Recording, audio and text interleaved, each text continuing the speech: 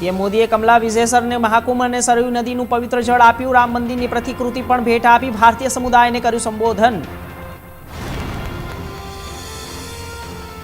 ઉપલેટા વેણુ 2 ડેમમાં 8.19 ફૂટના નવા પાણીની આવક. સપાટી 45.30 ફૂટે પહોંચી. વેણુ 2 ડેમમાં 61.30 ભરાયું. ઉપરવાસના વરસાદથી રાહત. ગામોને પીવાના પાણીનો પ્રશ્ન હલ થશે.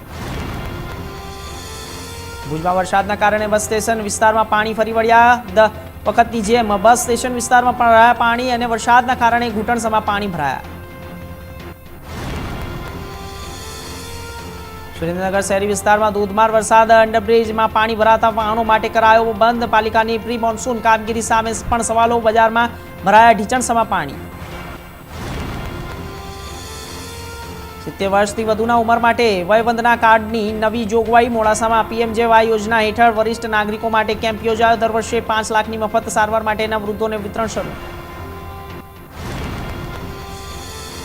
તાજિયા વિસર્જન પહેલા સરસિયા તળાવ પર સંયુક્ત નિરીક્ષણ. પોલીસ કમિશનર અને અધિકારીઓએ લીધો તળાવનો લેખાજોખા. મોરમ વિસર્જન પહેલા સલામતી માટે ખાસ વ્યવસ્થા. અરણી વિસ્તારમાં આવેલ ઉર્મી સ્કૂલની સામેની ડિફેન્સની જગ્યામાં મળી આવ્યું કંકાલ. ઘટનાની જાણ થતાં સમા પોલીસ સહિત પોલીસના ઉચ્ચ અધિકારીઓ પહોંચ્યા ઘટના સ્થળે. નવસારી એલસીબીએ 2.98 લાખનો વિદેશી દારૂ ઝડપ્યો. મુંબઈથી અમદાવાદ જતી ટેમ્પો દારૂનો જથ્થો પકડાયો. પાયલોટિંગ કરતો સ્વિફ્ટ કારવાળો પણ ધરપકડમાં. પાલનપુરની યુવતી સાથે બળજબરીના કેસમાં મુખ્ય શખ્સ ઝડપાયો. મહિલા અને પુત્રીને મદદથી યુવતીનું બળજબરીથી ધર્મ પરિવર્તનથી જોડાયેલા શખ્સ વિરુદ્ધ 3 દિવસની રિમાન્ડ મંજૂર.